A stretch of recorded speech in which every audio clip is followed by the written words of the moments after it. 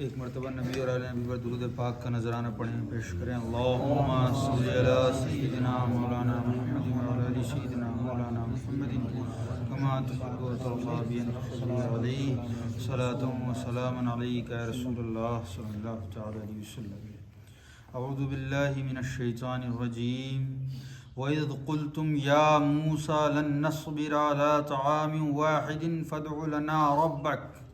يخرج لنا مما تنبت الأرض من بقلها وقثائها وفومها وعدسها وبصلها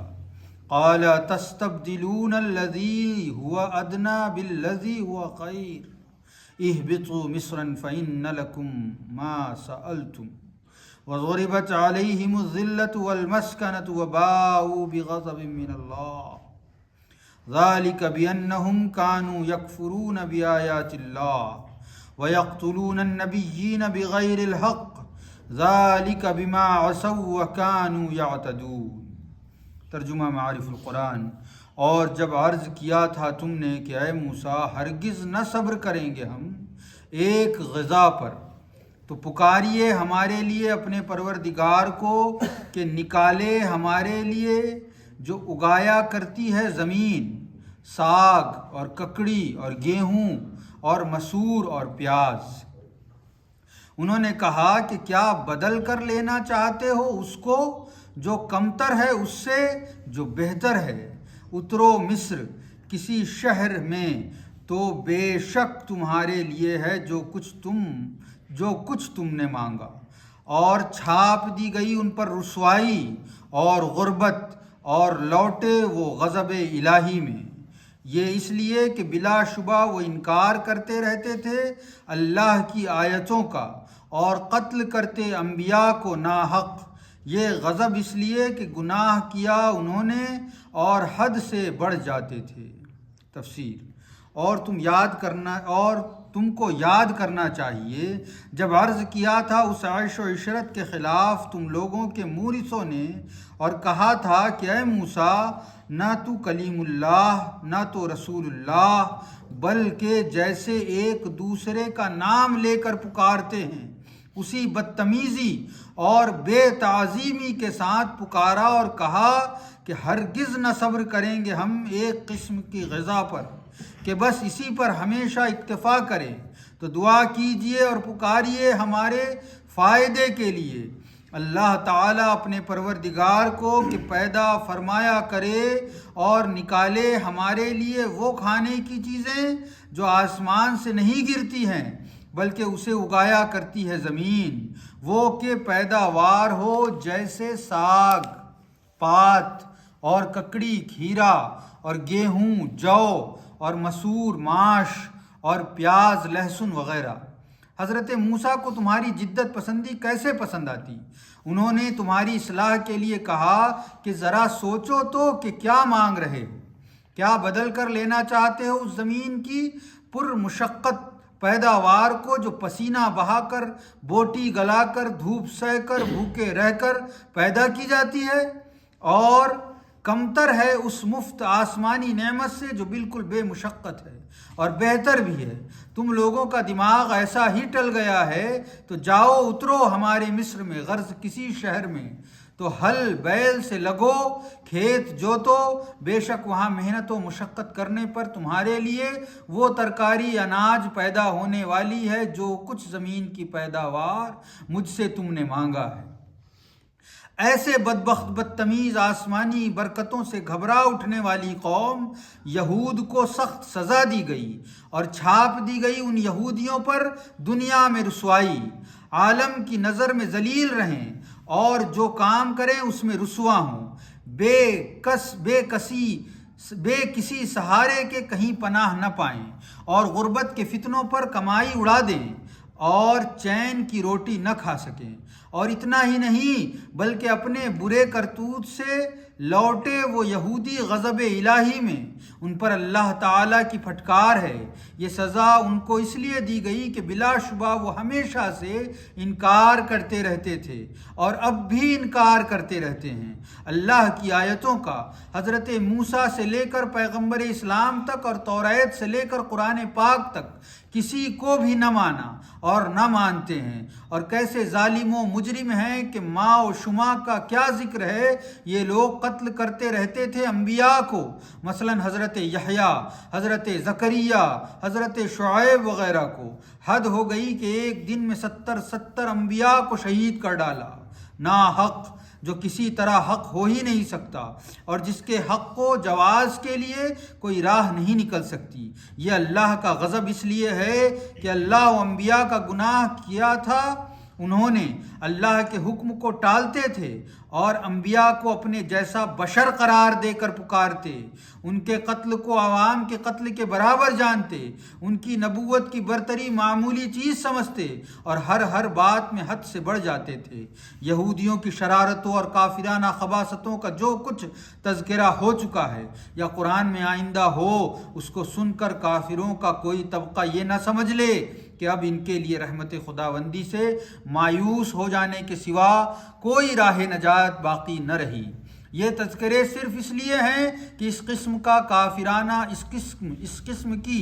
کافرانہ جرأتوں سے کوئی دوبارہ کام نہ لے، ورنہ اللہ تعالیٰ کی رحمت کا دروازہ سب کے لیے کھلا ہوا ہے، جو چاہے مستحق بن کر رحمت کو حاصل کر لے اور نجات پا جائے۔ یہ اسلام اور اسلام کے پیغمبر اسی رحمت و نجات کا پیغام اور پیغمبر ہیں۔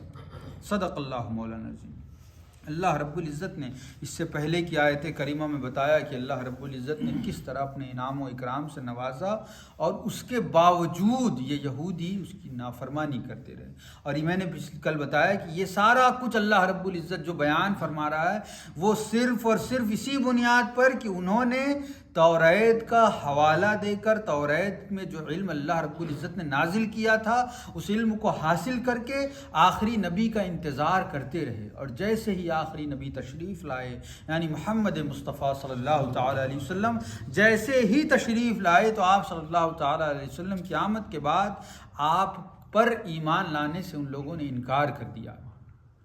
تو اللہ رب العزت انہیں بتا رہا ہے کہ یہی وہ نبی ہے جو حق پر ہے، یہی وہ نبی ہے جس کا میں نے ذکر تورات میں کیا تھا، یہی وہ نبی ہے جس کا تم انتظار کر رہے تھے، لیکن تم، پھر اللہ رب العزت ان کے بارے میں بتاتا ہے کہ تم تو اتنے بدبخت ہو کہ تمہیں اللہ رب العزت نے جنت سے غذا نازل فرمائی تمہارے کھانے پینے کے لیے بغیر کسی محنت و مشقت کے، لیکن تم تو اتنے بدبخت لوگ ہو، تم میرے نبی کو ماننے سے کیا انکار کرو گے؟ تمہاری بدبختی تو ظاہر ہے کہ جب اللہ رب العزت نے تم پر غذا اتاری تو تم نے یہ کہہ کر منع کر دیا کہ ہم ایک ہی غذا روز روز نہیں کھا سکتے، یہ کہہ کر منع کر دیا جنتی غذا کو، اور خود محنت و مشقت والی غذا یعنی خود کو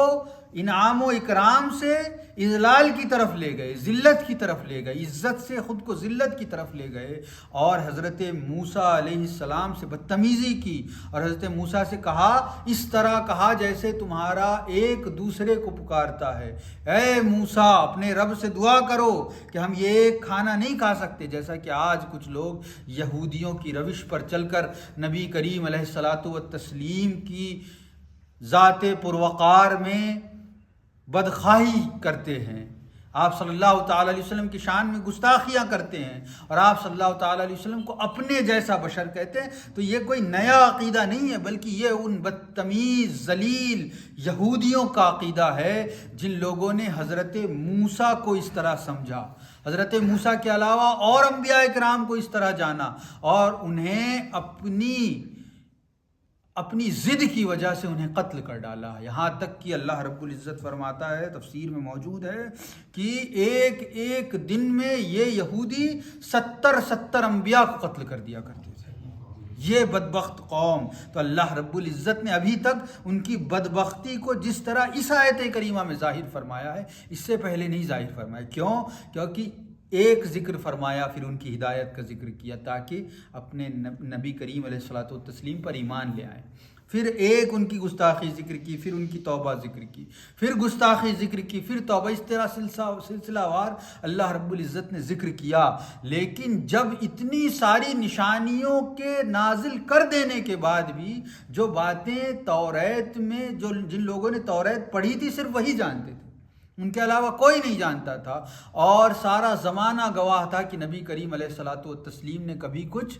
پڑھا ہی نہیں کسی سے۔ تو آپ صلی اللہ تعالیٰ علیہ وسلم کی عظمت و شان کو بیان کرتے ہوئے اللہ رب العزت نے ان کی ساری کی ساری بدبختی کو اس آیت کریمہ میں کھول کر رکھ دیا اور بتا دیا کہ تم کیا میرے نبی کو ذلیل کرنا چاہتے ہو، میرے حبیب کو ذلیل کرنا چاہتے ہو، میرے حبیب کی عزت سے کھیلنا چاہتے ہو۔ تمہارا معاملہ تو اتنا نیچے گرا ہوا ہے کہ تم تو بخشش کے لائق ہی نہیں، تمہارے منہ پہ تو تمہارے رب نے ذلت مار دی ہے، تم نے تو جنت کی غذا سے اتنی بدبختی تم پر طاری ہو گئی کہ تم نے جنتی غذا کو چھوڑ کر، آسمان سے اترنے والی غذا کو چھوڑ کر زمین میں اگنے والی غذا کو پسند کیا۔ تو تمہاری پسند اور ناپسند کا اچھا اور برا ہونا تو اسی سے پتہ چلتا ہے کہ کوئی ہیرا چھوڑ کے کانچ پسند کرنے لگے تو اس کا ذائقہ سمجھ میں آ جاتا ہے نا کہ وہ کس مزاج کا آدمی ہے، اس کا شوق ذوق، اس کا معیار کیا ہے۔ تو اللہ رب العزت اس آیت کریمہ میں ان یہودیوں کا جو نبی کریم علیہ الصلاۃ والتسلیم پر ایمان لانے سے انکار کرتے ہیں، ان کا معیار بیان کر رہا ہے کہ تم میرے نبی پر باتیں بنا رہے ہو، تم میرے نبی کے امی ہونے پر ہنس رہے ہو، تم میرے نبی کا مذاق اڑا رہے ہو۔ تمہارا حال تو یہ ہے کہ تم نے آسمانی غذا کی اہمیت نہ سمجھی، جنتی غذا کی اہمیت نہ سمجھی، بلکہ تمہیں تو زمین میں پیدا ہونے والی چیزیں پسند ہیں۔ تم تو اپنے انبیاء کی بارگاہ میں بدتمیز ہو، تم نے جس کتاب توریت کو ماننے کا دعویٰ کر رکھا ہے، تم تو اس کتاب پر بھی ایمان نہیں رکھتے ہو۔ اور اللہ رب العزت نے فرمایا کہ تم پر ذلت تمہارے منہ پر مار دی گئی اور تمہیں ایک ایسے شہر کی طرف اتار دیا گیا کہ جب اب تک تم بے مشقت غذا کھاتے تھے، بغیر پسینہ بہائے، صرف دسترخوان پر بیٹھ جاتے اور آسمان سے غذا نازل ہوتی، کھا لیتے، لیکن اب تمہیں پسینہ بہانا پڑے گا، کمر توڑ محنت کرنی پڑے گی، تب جا کے کہیں کوئی دانہ اگائے تو اسے تم کھاؤ گے۔ تو اللہ رب العزت نے یہ کچھ بیان کیا، اور ان کی بدبختی کو اتنا کھل کر بیان کرنے کا مقصد یہی ہے کہ اللہ رب العزت نے یہ گوارا نہیں کیا کہ اتنا موقع دینے کے بعد بھی تمہیں اللہ رب العزت بخشتا جا رہا ہے، بخشتا جا رہا ہے، بخشتا جا رہا ہے، لیکن پھر بھی تم اس نبی کو بھی ویسا ہی سمجھ رہے ہو جیسے تم نے دوسرے انبیاء کو سمجھا۔ تو اللہ رب العزت کی یہ آیت کریمہ اس کی غضب کی مثال ہے، اور اللہ رب العزت فرماتا ہے وَبَاءُوا بِغَضَبٍ مِّنَ اللَّهِ، اور اللہ رب العزت کے غضب نے انہیں پکڑ لیا اور وہ اس میں گر گئے، اور اس طرح انہوں نے آیات کا، قرآنی آیات کا ہی نہیں بلکہ توریت کا بھی انکار کیا، کیونکہ جو چیز تورات میں تھی وہ چیز اللہ رب العزت نے قرآن مجید میں بیان فرمائی کہ تم نے ایسا ایسا کیا تھا، یہ سوالات کیے تھے اپنے انبیاء سے، یہ جوابات کیے تھے۔ تو اللہ رب العزت ان ساری چیزوں کو بیان کر کے فرماتا ہے کہ تم صرف محمد عربی صلی اللہ تعالیٰ علیہ وسلم اور ان پر نازل شدہ کتاب قرآن پر ایمان نہیں لا رہے ہو، ایسا نہیں ہے، بلکہ تم جس کتاب پر ایمان لانے کا دعویٰ کرتے ہو، جس نبی پر ایمان رکھنے کا تمہارا دعویٰ ہے، تم اس میں بھی جھوٹے ہو، اور جھوٹے ہمیشہ دنیا میں ذلیل کیے جاتے ہیں۔ اور اللہ رب العزت نے فرمایا کہ تم رہتی قیامت تک ذلیل ہی کیے جاؤ گے جب تک میرے حبیب پر ایمان نہ لے آؤ۔ تو اللہ رب العزت سے دعا ہے کہ اللہ رب العزت ہم سب کو نبی کریم علیہ الصلاۃ والتسلیم کی عزت و عظمت کا خیال کرنے والا بنائے، آپ صلی اللہ تعالیٰ علیہ وسلم کی بارگاہ میں ہمیں فرما بردار بنا کر رکھے، اور اللہ رب العزت ہمیں اس طرح کی یہودی اور یہودی روش لوگوں سے محفوظ فرمائے۔ صدق اللہ مولانا العظیم۔ الفاتحہ۔